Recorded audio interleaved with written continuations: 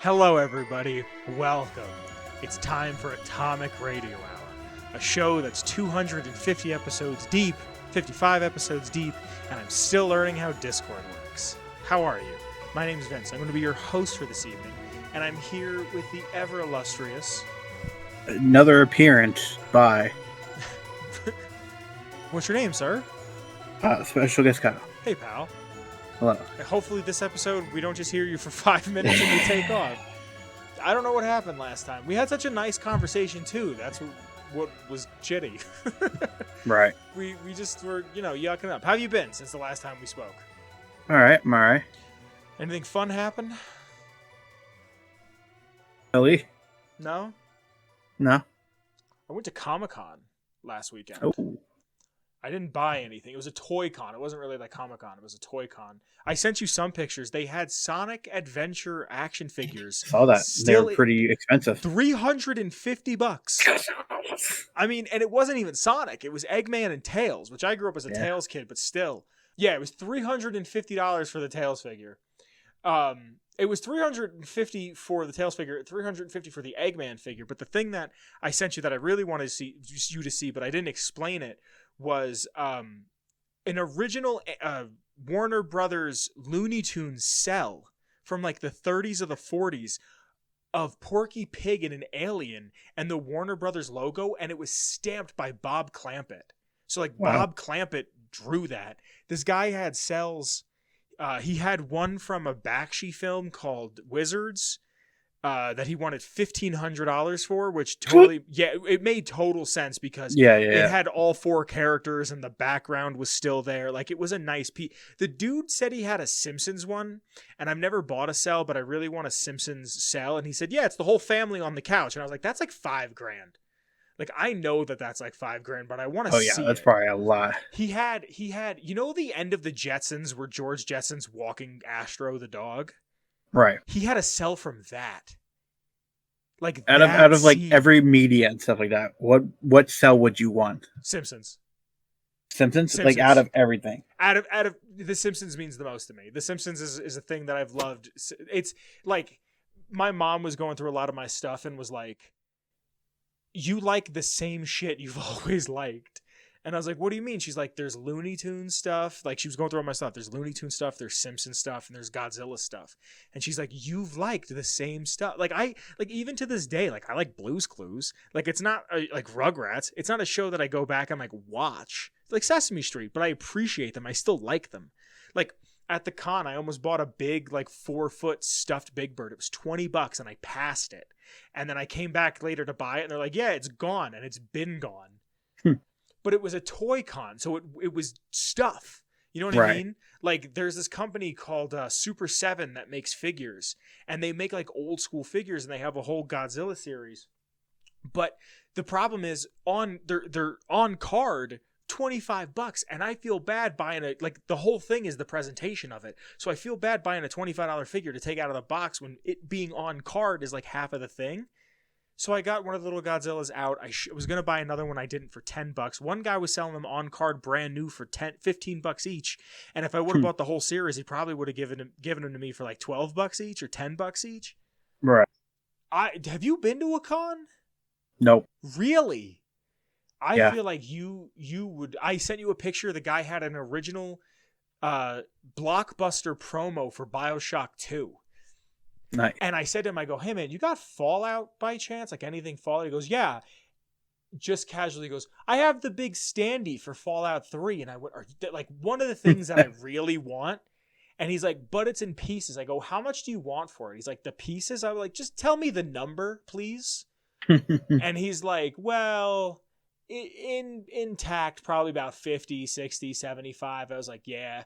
There's a guy on Twitter that the Fallout collector, like the guy who has them, and he said that he paid like 50 for them each. It was a few years ago when he said he did it, but like, it's one of those that I'd pay for that. Like, I would have been like, yeah, I'll take the money out of my savings. Like, I'll have it. Even if I would have like PayPal'd him and he would have mailed it to me, no problem. But no, I enjoy cons. I'm actually going to go to, there's an anime con in my neck of the woods, and I'm not really an anime guy. Right. But cons are cool, and I like 60s anime a lot. Like, I like Astro Boy. But I also said to I have some friends at work who want to go, and I said, watch, because there wasn't that much Godzilla stuff at the Toy Con. I go, watch this be like Godzilla everywhere at the Anime Con. They're like, yeah, man, can't get rid of it. Nobody wants it. And I just walk in. I'm like, ooh, big lizard. Walking like Godzilla. Yeah, yeah, just stomping around and shit. Yeah. I've heard of Gen Con. I think that's where Critical Role a couple times go. I've never Gen heard of Con. Gen Con. Is that like a regional thing? Yo, what's your LARP gear? I don't think it's a regional thing. Captain Lennox, who's part of the Film Before a Live studio audience here, which you could be a part of as well. Link in the description to the Patreon. You get to watch these episodes get recorded live. We have a chat. What's your LARP gear? I had a friend who was super into LARPing. He's dead now, and he always wanted me to go, and I just never went. Yeah. Oh yeah. Yeah. And I never went, but it always seemed kind of cool. I can do D&D. I can't do LARP. Really? Dope. That's sick. I think LARPing is cool.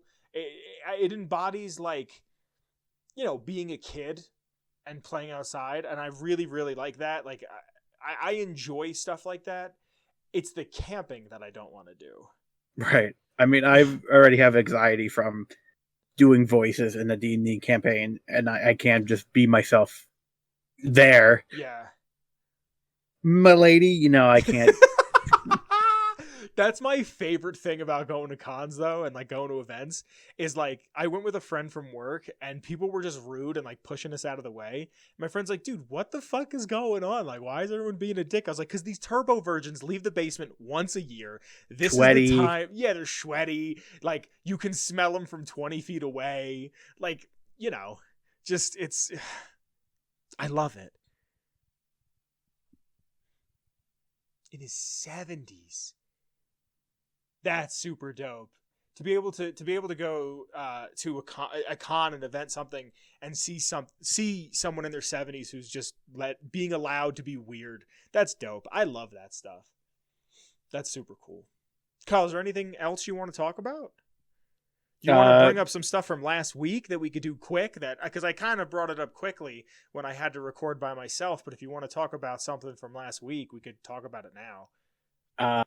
Sure. Before we get to that, I asked you about like what cell you would pick. I think I would pick SpongeBob. Sorry. Yeah, absolutely.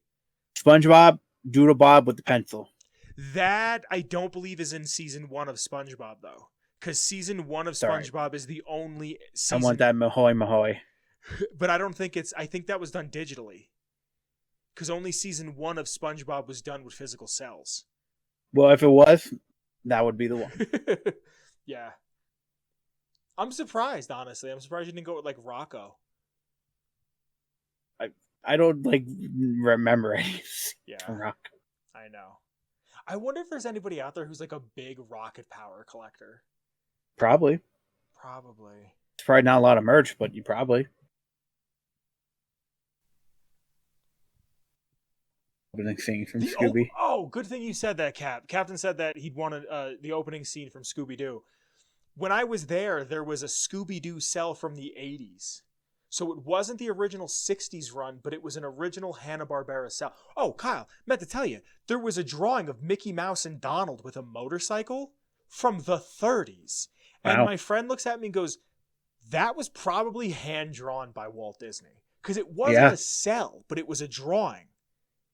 And the guy who ran the booth was like, yeah, one of my best friends grew up next to one of the studios and would just go there and bother them and was like, this is how the cartoons are made. And eventually he got like a pseudo job. They called him the studio boy because he would just show up and like help out. And one day he saw someone throw away a box and he jumped in there and pulled out the box. And like 30 years later as an adult started selling them.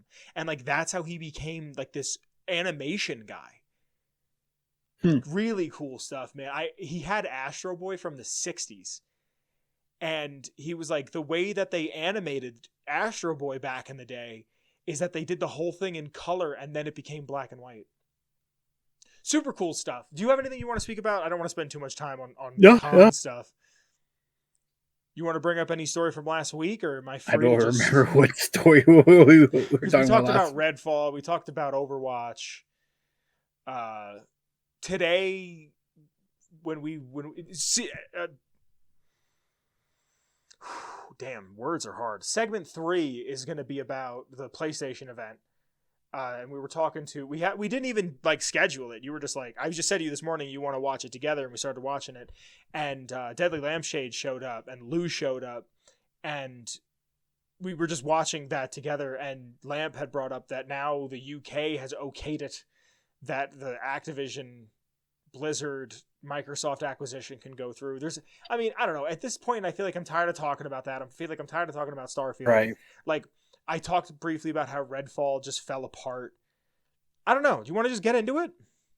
Yeah. Just get into the lore? Cool. So before I get into the lore, I have to thank the Patreon. And like I said a little bit earlier, if you like the show and want to support in any single way, there is a link there is a link in the description to the Patreon below. And in the Patreon, there is a tier called the Film Live Before a Studio Audience tier, where once a month, Wednesdays at about 8:30 Mountain Standard Time, depending on technical issues, we will record in front of a live audience. Today, there's Captain Lennox here. Hello, Cap. How are you? And he's part of the Film Live Before a Studio Audience tier. There's a bunch of other tiers there. Even being at the $1 tier lets you be heard when it comes time to pick lore, which I'm going to get into shortly. But I have to thank some folks real quick. So starting from the top, I have to thank the OG Noah. Thank you, Noah. After Noah, I have to thank Danny. Thank you, Danny. After Danny, I have to thank Marcus. Thank you, Marcus. After Marcus, I have to thank Mellow Millhouse. Thank you to Mellow Millhouse. And last but certainly not least, filmed live before a studio audience, tonight's live studio audience is the one and only Captain Lennox. Thank you, Captain Lennox. Because of your support, the show can continue to grow and get bigger, and I can try different things like having an audience in front of me. And I thank you, and I love you. And now on to this week's lore. So what I do every week is I go into said Patreon, and I ask a question. I have a poll that gets put up, and I really wanted to hear about, I really wanted to talk about, I really wanted to read about, I really wanted to do something that was some NCR lore, some real just sadness, really. Like, every time I learn more and more about the NCR, I'm learning more and more how they're just miserable. And I don't mean miserable in the sense that, like, they're all sad, but their history is just kind of pathetic and very much what the old world once was. And I thought to myself, well, let me just Google NCR lore. And I think I went to the Fallout Wiki's timeline and just typed in NCR and saw what came up. And the first thing that came up was Bitter Springs. And then I saw there was a little thing that was NCR War, and I clicked on it. The other one that came up was NCR Brotherhood of Steel War.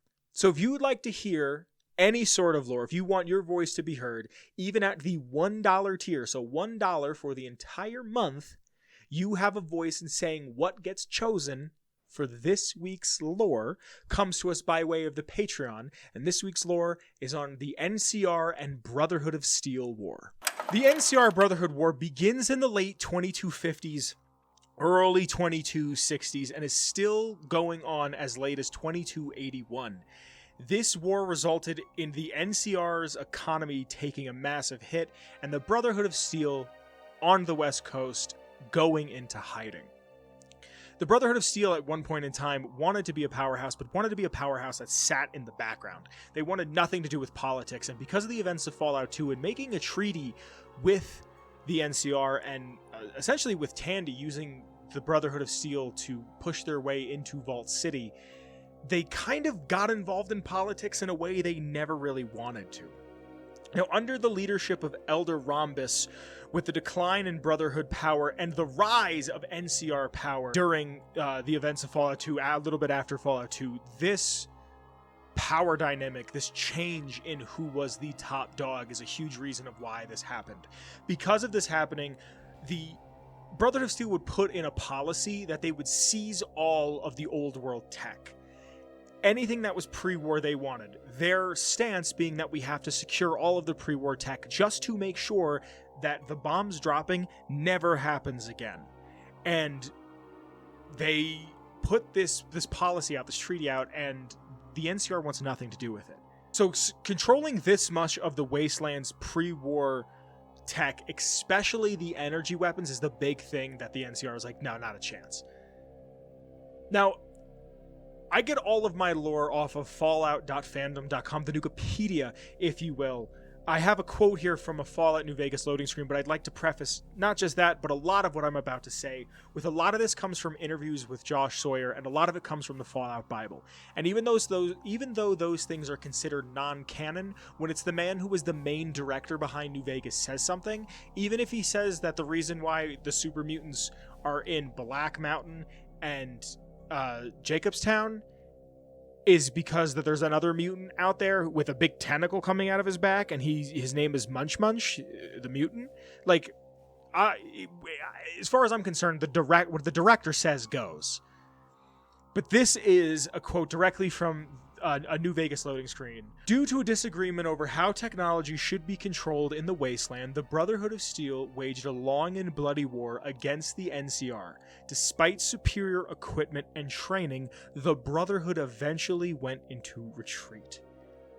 As I said, the NCR wants nothing to do with this treaty, and then this war happens, and everybody, if you would look at this on paper, everybody would say Brotherhood of Steel is going to wipe the floor with the NCR. It's just the way it's going to be. The Brotherhood has better guns, better tech, better training, but the one thing the Brotherhood doesn't have that the NCR does is bodies. It has people. When there is a problem, they will throw as many future corpses at it until the problem is solved in their favor. Early on, though, the Brotherhood of Steel won a ton of battles. The NCR could keep replacing men no matter how many they lost. This was such a massive hit to the Brotherhood of Steel that they lost 6 of their bunkers on the West Coast. 4 of them were suicide bombings. I say suicide bombings, but they were self-destructs. They didn't want the NCR to gain access to the bunkers, get some of their secrets, maybe find out a weakness or 2 of theirs. They self-destruct, which you can do in New Vegas. If you go through the Brotherhood bunker, there's a terminal that you can self-destruct everything with. They did that just to make sure that they never had access to any one of their bunkers. The NCR never had any access to one of their bunkers. And there's one major battle that's brought up on the wiki, and it's Operation Sunset, which happened on October 1st of 2276. Now, because of the NCR occupation of the Hoover Dam in 2273, the Mojave chapter of the Brotherhood of Steel finally had someone to oppose them. The Brotherhood of Steel, very early on in Fallout's history, in the first Fallout, they are talked about as if they are metal monks, one of the best songs from the original soundtrack of Fallout. They're talked about as if they are these hulking masks in the distance that are just there to gather knowledge. People, they're mythic the way they're spoken about. It's almost like Brotherhood of Steel and Deathclaws in the first Fallout are spoken about in a way where to see one is a rare occurrence, and you don't know if you're going to live after you've seen one. To finally have a force that can sit there and say, we're bigger and badder and stronger than you are, in of itself is opposing to what has been essentially the strongest thing in the Wasteland that is organized. Even before any of this happened, there was turmoil inside the Brotherhood of Steel. In Fallout 3, Elder Owen Lyons, you can speak to him and he'll say, the Brotherhood of Steel has been struggling for years, both here and back home. And when you meet Elder Lyons, it's in 2277, and the Battle of Helios 1, Operation Sunburst, is October 1st of 2276. So he leaves the West Coast, finds the chapter that is in DC, and he's even willing to admit, and this is kind of why I think it's okay that the East Coast has a chapter of the Brotherhood of Steel, because Elder Lyons wanted to run things completely different. The thing that will bog down the Brotherhood of Steel on the West Coast is their reliance on tradition. Just because something worked once doesn't mean it's going to work now. And I believe, through dialogue, through wiki entries that I've read and played, you can see that Owen Lyons is very much like, it's not going to work. They never took outsiders in. And in Fallout 3, they take outsiders in because they're like, if we don't expand, we die. Operation Sunburst. The NCR was to take out the entire Mojave chapter of the BOS, of the Brotherhood of Steel, and an attack at Helios 1. The solar power plant had inexperienced Brotherhood members, limited manpower, and practical choices made by Elder Elijah, the elder at the time, that just didn't make sense. And at one point during the battle, Elder Elijah flees Helios 1. It's a big part of Veronica's quest. It's a big part of the Sierra Madre, and pretty much all the DLC of New Vegas where they talk about him. I think every DLC talks about him a little bit. They talk about how he just kind of flees, and he's like, all right, abandoned ship. This captain is not going down with a ship, and he just takes off. And if he didn't do that, they probably still would have lost, but the battle could have raged on a little bit longer. And reading about it kind of made me think, well, you know what? You left, so maybe there weren't as many casualties. But a lot of the paladins and the knights, the veteran paladins and knights, leave because of this, because they're either dead or they're just like, I'm done. But I'll get to a little bit more of that in a minute. Every single thing that I just said about how weak they were at Helios 1, the NCR knew and took absolute total advantage of them. It's such a big massacre, and they're so outdated in what they do that when the courier is asked by Mr. House to destroy, if you take that route, to destroy the Brotherhood of Steel, the courier can say, why do you hate the Brotherhood so much? And Mr. House reply with, because they're ridiculous, because they gallivant around the Mojave pretending to be knights of yore, or did until the NCR showed them that ideological purity and shiny power armor doesn't count for much when you're outnumbered 15-1. The world has no use for emotional, unstable, techno-fetishist. Just wipe them out, will you? So it's a battle that they knew at this point in the NCR Brotherhood War. They knew that if they just shot as many men at them as they could, it's 15-1. Let's say the chapter of the Brotherhood that was there, I'm making this number up. Let's say it's 50 people. 15-1. Just waves of people and said, just get it done. Just make sure that it's over. This wiped out over half of the manpower of the Brotherhood of Steel. Over half of the veterans, the knights and the paladins were taken out. They enforced a strict lockdown after they retreated and went into the Hidden Valley bunker. And during this lockdown, NCR took over an even greater amount of power. For the NCR's economy, I alluded to it earlier in this lore segment, and I talked about it a little bit a few weeks ago on a previous lore segment. Even though the NCR wins this war in the long run, even after the events of October 1st of 2276, the NCR takes a massive hit to their economy, and that's because the Brotherhood of Steel couldn't compete with the NCR's ability to just throw men at the problem. So the Brotherhood of Steel attacked the NCR gold reserves that back the dollar. Get ready for your little economy class that I'm going to give you. As gold was depleted, NCR citizens panicked and rushed to retrieve whatever they could out of their dollar. This is essentially what happened during the Great Depression. It happened in Russia not too long ago when the Russia-Ukrainian war was first started. A lot of Russian citizens started pulling out money out of the bank. And for a while, if I remember correctly, one robuck, a Roblox dollar, a robuck, was worth more than a Russian ruble. There's something I saw recently, and this is going to date this segment, but there was new sanctions placed on Russia, and now like something as simple as green dye for containers. It was, the example I was shown was orange juice boxes. They were green, and now they're no longer green because of these sanctions. People wanted to make sure they got their money. If I have $100 and I'm told this is worth $100 in gold, I want that gold because it's physical. It's not just the representation. A dollar is a representation of a money. So the NCR takes a massive hit to their gold reserves and people want to pull out. This could have triggered real economic collapse. As not to trigger a real economic collapse, the NCR established fiat money. Fiat money is what we have in the US. It doesn't mean anything.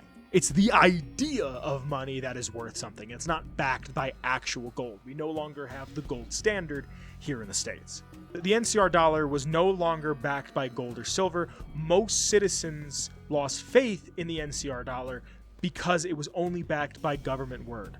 Inflation on an amazing level was inevitable.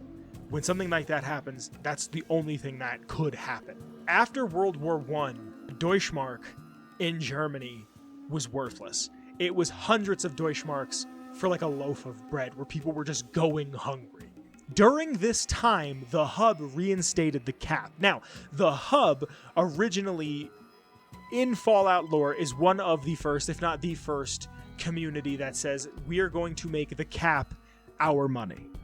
And they later abandoned it to adopt the NCR dollar, and because of this happening, caps came back into fashion. The cap was a currency backed up by Hub's water reserves. So as much water as they had is what backed the cap. And I always reference this because I think it's a really well-made video. I haven't watched it in a while, so I could be wrong, and it's a game theory video. But MatPat goes through like why the dollar, the cap became the currency and like how it was established and probably what was behind it. And he says in the video it's water rations do it, but on top of water it's also drugs, and pushing drugs from the east coast, from the west coast to the east coast and everywhere in between. If it was coming out of the Hub or any area in that vicinity, it was very much, hey, this is our currency, this is what has value, we need caps, we don't take anything else. And slowly that just kind of incorporates everything. Now, the total outcome of the war, as of 2281, the Brotherhood of Steel is no longer considered a priority threat for the NCR. They're not fans, but they're not going out of their way. The war is still technically going on. Most NCR troops have moved on and been deployed to other fronts. The Brotherhood of Steel in the West is dying out, and the best Brotherhood members are staking out on their own, and a lot of them have left. Like I said previously, they want nothing to do with it. That's part of Veronica's quest line. There's a couple Brotherhood of Steel members you meet in that don't want anything to do with the Brotherhood, and then there's some of them that want to just keep the old way going because the old way is what is convenient for them. Again, in 2281, the NCR is no longer searching for the Brotherhood and is fully focused on the NCR Legion War. The NCR is still willing to pursue the Brotherhood of Steel, but also, depending on the way you do the end of the game, depending on how you play everything out, if you go an NCR route, there is a way that you can make an alliance with the Brotherhood of Steel, and they're kind of okay, but it's just to help them in the Hoover Dam battle. As of 2287, the events of Fallout 4, it happens in 2287, Lost Hills is still the heart of the West Coast Brotherhood of Steel, and they still have an Elder Council, and it is still monitoring other chapters, and has reestablished contact with Elder Owen Lyons in DC, and on Proctor Quinlan's terminal, you can see in Fallout 4, this is a direct quote, again, from fallout.fandom.com, the Nukipedia, if you will. Elder Maxon reigns supreme in the capital wasteland, and his authority and influence have been spreading across the eastern seaboard, thanks in no small part to the mobility afforded by the Pridwen. He has the full support of the elders back on the west coast, who have proudly reported that they've been eradicating cults that have popped up worshipping Maxon as though he was some sort of a god, ellipses. I didn't do the full quote, but the full quote talks about how Maxon wants nothing to do with being reported to anybody, to be looked at by anybody as a god. He is a human, and he's proud to be a human. He's what he thinks to be peak physical human form. I think it's super interesting to see a man who is direct lineage of the first Maxon, who leaves Mariposa and starts the Brotherhood of Steel with him and his fellow soldiers, to see the direct descendant want to take up the mantle of what Maxon was doing, but kind of misses the mark. Maxon wanted to be left alone. Don't get in our way, but leave us alone. We don't want to have any sort of political standing whatsoever. And this Maxon sees that and goes, but we have to, and kind of takes what his grandfather, his great-great-great-great-grandfather has said and twisted in such a way. And to see that on the West Coast, there's probably, most likely, a splintering group that would emerge and say, well, we want to do what this Maxon is doing in lieu of what the old one is doing. Super interesting. It's one of the few times that I've actually sat there and went, maybe Bethesda could actually do something fun with that if we were to ever see them tackle the West Coast, which I doubt we will, because I have a feeling that's what the show will be. That'll be Bethesda's telling of what is going on the West. Now, what's super cool about this too is this conflict was originally supposed to be in Van Buren, the original Fallout 3, but was cut because the game never came out. And it is an event that would have played out through the entire game. The Brotherhood of Steel, I think thematically, if they're going for some sort of a tone, watching how the NCR has grown, it makes sense that it goes away. In my humble opinion, and what really is my opinion other than just some fan of a game series or the podcast, but in my opinion, I think we should retire the Brotherhood of Steel. I don't know how they would do it if they're going to go to New York, which is the big rumor. Somehow everybody's talking about this. That's where it's going to be for the next game. Does it make sense? Sure. Is it kind of redundant to do New York? I think so. I think the reason why Fallout was in LA, in the first Fallout was in LA, is because it's different. Everything's in New York. Show me Texas. Show me Colorado. Show me Montana. Show me Michigan. Show me Louisiana. Show me Florida. Show me Georgia. Show me West Virginia. West Virginia's kind of dope to be a Fallout location. Show me Canada. Show me another country. I think we need to move away, and I think that's maybe what they were like trying to set up, is like, this needs to go. But it's fun to see the splinterings of it. It's fun to see little bits and pieces of it. Fallout 4, you could find Enclave Power Armor. That's pretty dope. It's cool that it's still out there. I enjoy that. But that, my friends, is really all I have for you on this week's lore. You there, Papa? Yeah. Hey.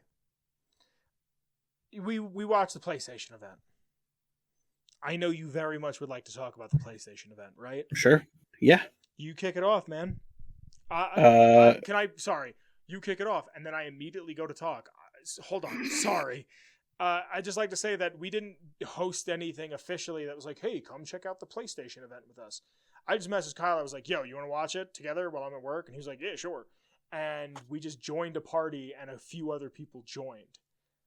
I had no expectation. There was a few things I wanted to see, didn't expect to see, but wanted to. Didn't see any of it. So, Kyle, you go. Yeah. We had quite a bit. A lot of, like, I wouldn't say third-party things, but like other Sony studios showing stuff off. I guess we'll just go through some stuff that we took notes, saw. correct? I did, but I think we can just skip quite a bit of them. Yeah. Cat Quest. I really want to see this. I wasn't watching it when this happened. Supposedly it's a sequel or something like that. The cat pirate game? Yeah. Okay. Want to see it. Big fan of both cats and pirates. I'm down for Teardown, which is only at the moment. That's like Minecraft bank robbering and just destruction of everything. I watched somebody stream that, and I was like, this game looks like a blast. Yeah. Then we got a Metal Gear Solid Snake Eater remake, something, and then they're also going to bring the other games over to PS5. Cool. My favorite, the Alan Wake other trailer / gameplay, survival horror at its finest. Nice. That comes out October. Where can I play the first one? Anywhere. Really? I think so. I don't. Yeah. There's I know you don't mind, but I thought it was Switch. I think you can get on the Switch. Really? Yeah. It's probably not physical, but. No, I know. They have no plans on making Alan Wake 2 physical. I don't have a problem with that. Nah, I know. You know me, though. I like to collect. Right after that was the Assassin's Creed Mirage trailer / gameplay. Looks amazing. Cannot wait for that. I stepped away. What happened with that? They just showed gameplay. That's it? Cool. Where is it? Where does it take place? Baghdad. Cool. Oh, you told me this. It's Sonic's. It's Eggman's henchman guy. Yeah, he does the Yeah, voice. I remember that. Cool. Cool. Revenant Hill, which is from the creators of Night in the Woods, which is an amazing game. I think I That's might coming pick out. up Night in the Woods. I think you'll like it. It's about like some kid who drops out of school to like go home and like be sad. Out of college. Yeah, like that's Kyle. That's like what we did. You know what I mean? Like, I never went to college, so I didn't drop out. Dragon Dogma 2. oh, I have to say, I was so happy that we got to hear Lamp's live reaction to Dragon Dogma 2. He was like, "No way!" I was so happy that someone in the chat, like, just It was very funny to hear. I don't really care about any of the PlayStation stuff, and then turn around and Dragon Dogma. Yeah. Snaf help wanted to the VR, more of the VR games. Yeah. I'm seeing this movie. The trailer looks dope. I don't know much about Five Nights at Freddy's, but like the trailer seemed dope, and I was like, all right, I'll see it. Shaggy's in it, so and I think it has real animatronics, and I'm just a big fan of that shit. Right. I didn't write it down after this, but we got Marathon is coming back. Yeah, I heard you going nuts for that. I'm really excited to see what that is, because I don't know what Marathon is. It's PvP. Oh shit! What did they say? They say it's Bungie Marathon is being worked on for PS5, Xbox Series, and then PC. Full crossplay and cross save. PvP extraction shooter. What is it? Trying to get out of something. In time. Like The Thing. Or trying to get something out, or something like that. I'll play Marathon. I will. I don't think they said it's a sequel, but it's like in the world. I think they said.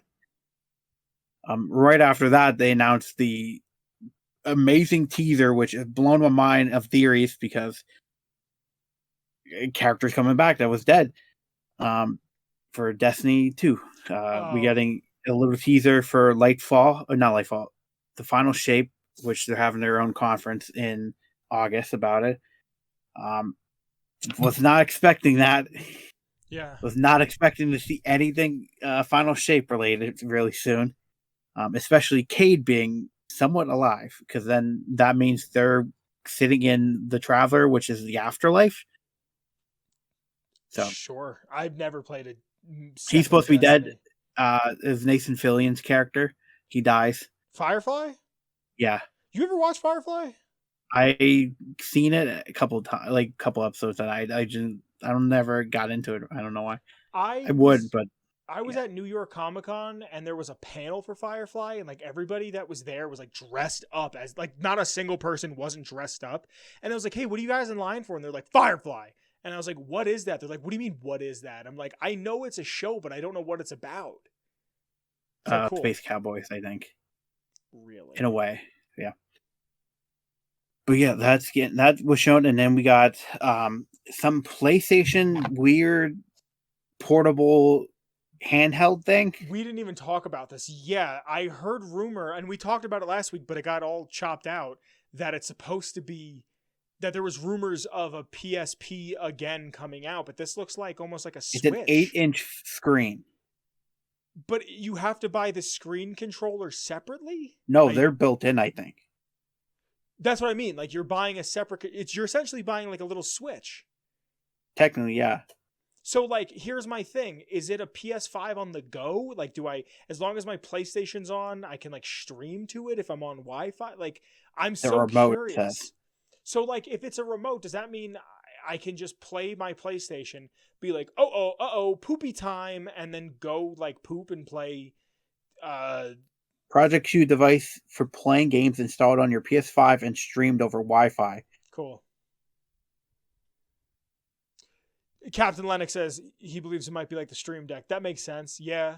I mean, it says it's streamed over Wi-Fi, but again, from your PS5. So is it I have to be on the same Wi-Fi connection? Or can I just have I hate this to be the throw this out there. It's the Wii U. Damn, like, you have the Wii U console, you pick up the screen, and then you go to the toilet. Basically, you know what I mean? Like, it's the Wii U. It's the Wii U. It's poopy time. Poopy time gameplay. And then after that, we got A lot of gameplay on Spider-Man.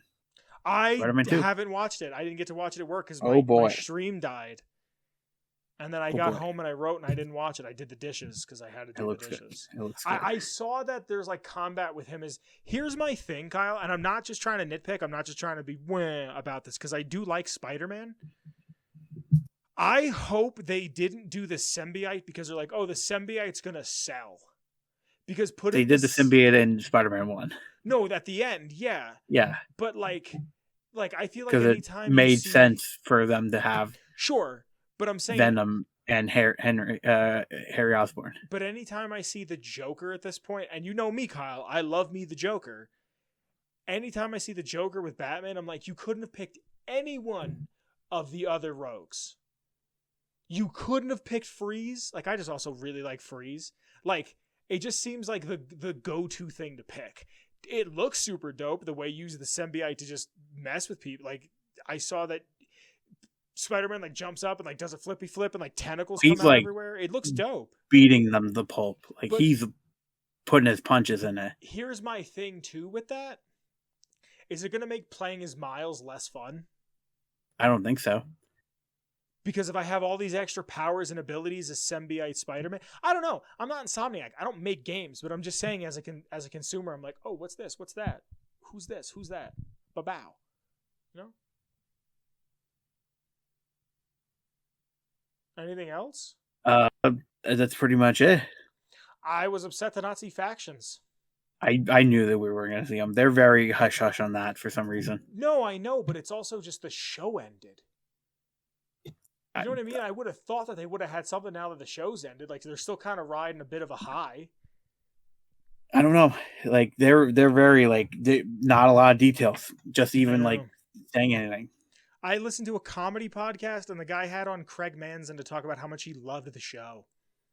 Like that's how big the show is. You know what I mean? Like, right. I just thought we would have seen something, or at least give like. Because here's what I was saying at work. There's some people I'm friends with at work that are Last of Us fans, and I was like, you know what they're gonna do for the Factions if it's gonna be like an open world game?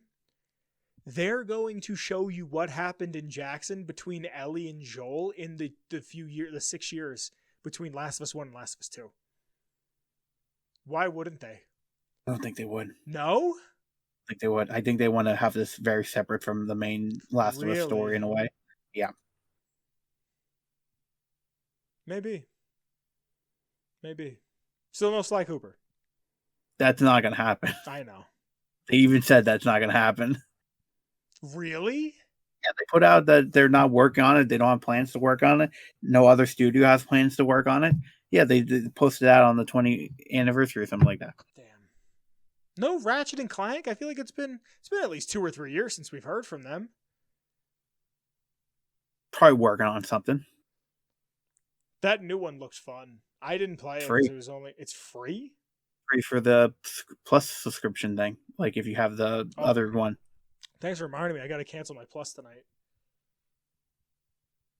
No. It was neat. It wasn't super for me. I just feel like, I don't feel like that. I think we're going to get one next month.